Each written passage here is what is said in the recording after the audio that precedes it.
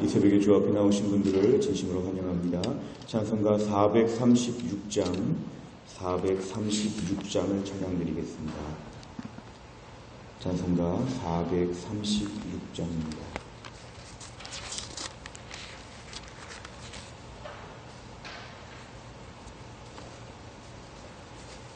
436장입니다. 나 이제 주님의 새 생명 얻은 몸, 옛것은 지나고 새 사람이로다. 그 생명 내 맘에 강같이 흐르고 그 사랑 내게서 해같이 빛난다. 영생을 누리며 주 안에 살리라. 오늘도 내일도 주 함께 살리라. 주 안에 감추인 새 생명 얻으니 이전에 좋던 것 이제는 값없다. 하늘의 은혜와 평화를 맛보니 찬송과 기도로 주 함께 살리라. 영생을 누리며 주 안에 살리라. 오늘도 내일도 주 함께 살리라. 산천도 초목도 새 것이 되었고 죄인도 원수도 친구로 변한다. 새 생명 얻은 자 영생을 누리니 주님을 모신 맘 새 하늘이로다. 영생을 누리며 주 안에 살리라. 오늘도 내일도 주 함께 살리라. 주 따라가는 길 험하고 멀어도 찬송을 부르며 뒤따라가리라. 나 주를 모시고 영원히 살리라. 날마다 섬기며 주 함께 살리라. 영생을 누리며 주 안에 살리라. 오늘도 내일도 주 함께 살리라. 아멘. 하나님 말씀은 고린도후서 4장입니다. 고린도후서 4장 7절부터 15절까지입니다. 고린도후서 4장 7절부터 15절까지의 말씀 289페이지에 있습니다. 고린도후서 4장 7절부터 15절까지 말씀을 저 한 절씩 교독하겠습니다. 고린도후서 4장 7절 제가 먼저 읽겠습니다. 우리가 이 보배를 질그릇에 가졌으니 이는 심히 큰 능력은 하나님께 있고 우리에게 있지 아니함을 알게 하려 함이라. 우리가 사방으로 우겨쌈을 당하여도 쌓이지 아니하며 답답한 일을 당하여도 낙심하지 아니하며 박해를 받아도 버림바 되지 아니하며 거꾸로 뜨림을 당하여도 망하지 아니하고 우리가 항상 예수의 죽음을 몸에 짊어짐은 예수의 생명이 또한 우리 몸에 나타나게 하려 함이라. 우리 살아있는 자가 항상 예수를 위하여 죽음에 넘겨짐은 예수의 생명이 또한 우리 죽을 육체에 나타나게 하려 함이라. 그런즉 사망은 우리 안에서 역사하고 생명은 너희 안에서 역사하느니라. 기록된 바 내가 믿었으므로 말하였다 한 것 같이 우리가 같은 믿음의 마음을 가졌으니 우리도 믿었으므로 또한 말하노라. 주 예수를 다시 살리신 이가 예수와 함께 우리도 다시 살리사 너희와 함께 그 앞에 서게 하실 줄을 아노라. 같이 읽습니다. 이는 모든 것이 너희를 위함이니 많은 사람의 감사로 말미암아 은혜가 더하여 넘쳐서 하나님께 영광을 돌리게 하려 함이라. 아멘. 오늘 본문의 말씀은 사도 바울이 우리 자신을 질그릇이라고 얘기합니다. 지금까지 말한 이 보배라고 하는 것은 우리 예수님의 영광, 예수님의 형상, 어제까지의 말씀을 저희가 비춰볼 때 너무도 귀한 것입니다만 문제는 그 귀한 것이 질그릇에 담겼다는 것입니다. 비싼 다이아몬드, 비싼 황금이 질그릇 같은 데다가 그냥 담겨져 있는 것, 전체적으로 볼 때는 매우 귀한 것이지만 그 그릇 자체로 볼 때는 너무 볼품이 없고 너무 초라하다는 것입니다. 그 예수님의 영광, 그 하나님 나라의 귀한 모든 것이 우리와 같은 질그릇, 그 질그릇의 특징은 뭐냐 하면 8절에 보니까 사방으로 우겨쌈을 당하고 답답한 일을 당합니다. 9절에 보니까 박해를 받고 버림바가 되고 거꾸러뜨림을 당합니다. 이 모든 것은 질그릇이기 때문에 만만하게 보이고 쉽게 깨지고 부서지고 아무것도 아니라는 것들을 보여줍니다.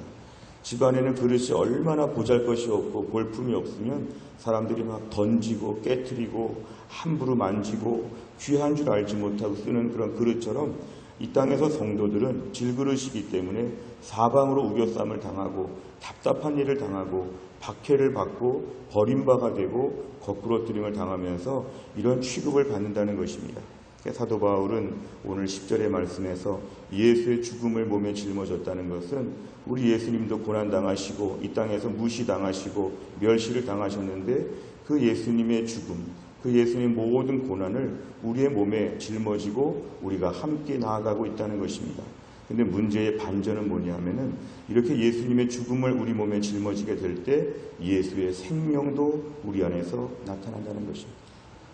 질그릇이기 때문에 함부로 보고 우습게 보고 고난당하고 고통을 당하고 너무 초라하고 꼭 죽을 것 같은 순간들을 겪게 되는데 예수님의 생명이 신기하게도 바로 그럴 때 우리 안에서 나타난다는 것입니다. 함께 죽으면 함께 영광을 누린다. 함께 죽고 함께 생명을 누린다. 이것이 바로 우리의 신앙의 역설적인 모습입니다. 그래서 우리는 우리가 질그릇이라고 하는 현실을 자꾸 목도할수록 낙심하고 절망하는데 7절에 보니까 질그릇을 인정하면서도 심히 큰 능력은 하나님께 있다.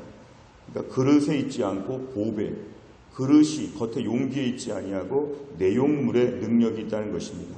내 안에 예수 그리스도가 계시니까 나는 별 볼 일이 없지만 내 안에 예수님의 능력이 나타날 걸 믿습니다. 나는 평생 신앙생활 잘해도 공부 많이 해도 나는 평생 질그릇입니다. 잘 깨지는 그릇입니다. 그런데 내 안에 보배가 되시는 예수님이 능력을 주신다는 것입니다. 예수를 믿고 늘 고백해야 될 건 몸도 약하고 마음도 약하고 돈도 없고 건강도 안 좋고 다 부족하여서 늘 질그릇에 불과하지만 우리 안에 계시는 예수 그리스도가 우리에게 능력이 되어주시고 우리 안에서 예수의 생명이 나타난다는 것입니다. 11절에 보니까 우리 살아있는 자가 항상 예수를 위하여 죽음에 넘겨진다는 것은 질그릇 같은 취급을 받는데 예수의 생명이 우리 죽을 육체에 나타나신다. 그러니까 사도 바울은 간증하는 그런 글입니다. 자기도 그럴 일이 많았는데 그때마다 예수의 생명이 나에게 나타나신다는 것을 그는 체험했습니다. 12절 사망은 우리 안에서 역사하고 우리 안에서 힘들고 어려운 일이 많이 있지만 그러므로 말미암아 우리가 살아나고 너희도 살아나고 그 은혜를 체험한다는 것입니다. 결국 13절 같은 믿음을 가졌기 때문에 이런 간증을 할 수 있는데 14절에 보니까 예수를 살리시니가 너희도 살리실 것이다. 우리 안에 있는 생명은 너희에게도 있을 것이다. 그렇기 때문에 감사하고 하나님께 영광을 돌린다고 오늘 본문의 말씀을 마무리하고 있습니다. 내용 관찰을 보시면 첫째, 바울이 보배를 질그릇에 담았다고 비유한 것에서 무엇을 알 수 있습니까? 7절에 보니까 질그릇에 담았다고 하는 것에서 핵심은 뭐냐면 그릇은 별 볼 일이 없는데 그릇에 담겨진 내용물이 대단하다. 다른 말로 하면 우리는 부족한데 우리 안에 계시는 예수님이 대단한 분이다. 결국 우리는 질그릇이라는 것이 몸은 초라해 보이지만 낙심하지 않는 것은 우리 안에 있는 보배가 나의 부족함을 감당하고도 남는다. 내 안에 계시는 보배가 너무 대단하기 때문에 질그릇이라고 하는 낙심과 좌절할 필요가 없다. 질그릇 인생으로 살지 아니하고 보배 인생으로 살도록 우리를 장악하여 주시고 만들어 주시고 주께서 붙잡아 주신다고 하는 확신에 찬 고백입니다. 두 번째, 바울은 예수님의 죽음을 몸에 짊어지고 예수님을 위해 기꺼이 자신을 죽음에 내주는 목적이 무엇이라고 말합니까? 10절과 11절에 보니까 이런 시간들을 겪게 될 때 결코 망하지 않고 이럴 때 오히려 우리 죽을 육체에 예수의 생명이 나타난다. 결국 우리가 약해지고 우리가 부족해 보이지만 이 가운데서 예수님의 생명력, 예수님의 기적, 예수님의 능력, 이것이 나타나기 때문에 오히려 예수님의 생명이 나타나는 그런 계기가 된다는 것입니다. 1번과 2번을 정리하면 그릇은 질그릇인데 보배가 너무 값비싼 것이기 때문에 우리 인생은 보배 인생이 되었다고 고백합니다. 세 번째를 보면 바울이 자신의 몸에 예수님의 죽음을 짊어져야 예수님의 생명이 드러난다고 설명한 이유는 무엇입니까? 오늘 본문의 말씀을 볼 때 우리는 결코 대단하지 않다고 자꾸만 인정하는 것입니다. 우리는 아무것도 아닌데 우리 안에서 예수님의 생명이 우리를 지탱하고 유지한다는 것입니다. 우리의 삶의 모든 약한 점들, 최근에 신앙생활에 많은 시험거리들, 많이 고민하는 부분들, 초라한 부분들을 볼 때 자꾸 낙심하게 될 때마다 이겨야 합니다. 왜냐하면 난 원래 약하다. 앞으로도 약하다. 그리고 점점 더 약하다. 나에게는 아무 소망이 없다. 나는 능력이 없다. 분명한 것이죠. 그러나 문제는 내가 약하고 힘들 때마다 이제 예수님의 생명이 더 왕성하게 나타날 것입니다. 마치 물에 빠져서 죽어가는 사람이 누군가 건져낼 때 여전히 자기 힘으로 막 헤엄치려고 하면 구해주는 사람까지 둘 다 죽지요. 그런데 물에 빠져 죽어가는 사람이 자기 걸 다 포기하고 아무 힘도 쓰지 않으면 구해주는 사람이 그 사람을 전적으로 살려낼 수가 있습니다. 예수님을 의지한다고 하면서도 여전히 내 능력, 내 힘, 내 모든 것들을 가지고 좀 더 자신감을 갖게 될 때는 예수님의 생명력이 온전히 발휘될 수가 없습니다. 나는 아무것도 아니라고 고백하고 내 고난을 감당할 수 없다고 고백하고 철저하게 주님을 의지하게 되면 내 능력의 불이 꺼지고 예수님의 능력의 불이 환하게 켜질 것입니다. 오늘도 내 안에 그릇에 의존했던 인생 보배를 의지하게 하여 주옵소서. 나를 의지했던 인생 예수님 의지하게 하여 주옵소서. 내가 초라해질수록 예수님이 더 많이 일하시겠구나. 내가 무능력할 때마다 주님의 능력을 더 많이 체험하겠구나. 이런 믿음의 고백을 저희가 갖게 되면 나는 완전히 장사 치르는 것처럼 나는 아무 힘도 없고 오히려 예수님이 내 안에서 강력하게 역사하여 주신다는 것입니다. 네 번째를 보면 고난 속에서도 보배이신 예수님을 믿으며 하나님께 영광 돌리는 바울을 보며 무엇을 느낍니까?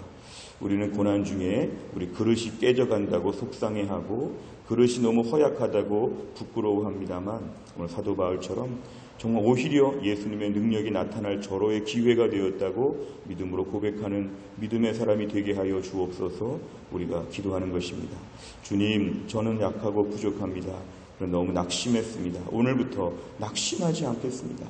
나이가 들었다고 낙심하지 아니하고 병 걸렸다고 낙심하지 아니하고 직장 잃었다고 낙심하지 아니하고 오늘도 내 안에 계시는 예수님의 능력을 체험하게 하여 주시옵소서. 모든 부분에 있어서 예수님의 능력을 더 바라보고 예수님의 직접적인 일하심을 기대하는 믿음을 우리에게 달라고 아침 우리가 함께 기도하겠습니다. 마지막 다섯 번째를 보면 복음 전파를 위해 겪었던 고난 앞에서 주로 나는 어떻게 반응했습니까? 그리스도로 인한 고난에 지혜롭게 대처하기 위해서 무엇을 결단하겠습니까? 나는 고난이 올 때마다 주로 낙심하죠. 그리고 질그릇이라는 것에 대해서 많이 부끄러워하죠. 오늘 말씀은 질그릇이 문제가 아니라 보배를 얼마나 묵상하고 있느냐. 다른 말로 하면 보배가 있느냐. 내 안에 보배가 있느냐. 금그릇이라고 해도 보배가 없으면 큰일 난 것입니다. 질그릇인데 보배가 있으면 괜찮다는 것이죠. 오늘 말씀 앞에서 그릇을 치장하는 인생 되지 아니하고 보배를 더 많이 채우는 인생 되게 하여 주시고 예수 안에 사는 인생 예수님 반드시 책임져 주신다고 하는 믿음의 확신을 가지고 오늘도 주님을 잘 따를 수 있기를 간절히 바랍니다. 기도하겠습니다. 하나님 아버지 감사합니다. 오늘도 이 새벽에 귀한 말씀을 주신 하나님 감사합니다. 예수님 그리스도의 영광, 그리스도의 모든 권세와 능력, 이 모든 이 귀한 말씀을 질그릇 같은 저희들에게 허락하셔서 우리 안에 예수님이 함께 계시는 귀한 인생을 살 수 있도록 질그릇 인생이 아니라 보배 인생을 살 수 있도록 우리를 축복하여 주셨음을 감사합니다. 그런데 하나님, 사도 바울처럼 우리도 살면서 여러 가지로 사방으로 우겨쌈을 당하고 답답한 일을 당하고 박해를 받고 버림받고 거꾸로 두림을 당하는 것처럼 신앙생활하면서 여러 가지 어려움을 많이 겪게 될 때 때로 낙심하고 질그릇되는 저희들 때문에 초라하여서 절망할 때가 얼마나 많았는지 모릅니다. 더 대단해지고 더 카리스마가 있고 더 돈도 많고 실력도 좋고 완벽하게 갖추어서 정말 금그릇 은그릇이 되고 싶은데 여전히 질그릇으로 평생을 마칠 걸 생각할 때 얼마나 마음에 낙심하는지 모릅니다.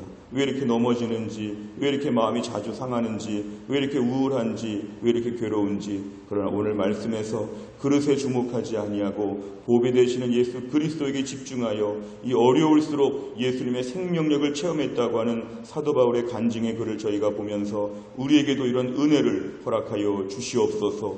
오늘도 우리의 삶에서 그릇이 좋아지는 기쁨을 누리는 것보다는 내 안에서 예수님의 왕성한 생명력이 나타나게 하여 주시고 내 안에 예수의 생명이 오늘도 강력하게 역사하셔서 기적과 놀라운 하늘의 은혜를 체험하는 귀한 날이 되게 하여 주시옵소서. 하나님 아버지, 명절을 앞에 놓고 저희들의 마음을 무장하여 주시어 가족들 앞에 믿음의 모습, 은혜로운 모습을 보여주게 하여 주시고 오가는 길을 통해서 안전하게 하여 주시고 각 지방에 각 모든 곳에 갈 때마다 그 지역에 가는 선교사처럼 하나님의 은혜를 전파하며 위로하며 격려하며 전도하며 주님의 은혜를 나타낼 수 있는 저희의 발걸음이 되게 하여 주옵소서. 어제와 오늘과 내일 우리 권지희 성도님 가정의 모든 장래에 하나님의 은혜를 베푸셔서 귀한 장래가 잘 진행될 수 있도록 은혜를 베풀어 주시옵소서. 우리 진중구 집사님을 비롯해서 오춘희 권사님을 비롯해서 교회 안에 몸이 약하고 또한 전수미 집사님처럼 오랫동안 힘들고 어려워하는 주의 백성들, 몸이 약한 주의 백성들을 다 고치셔서 하나님 다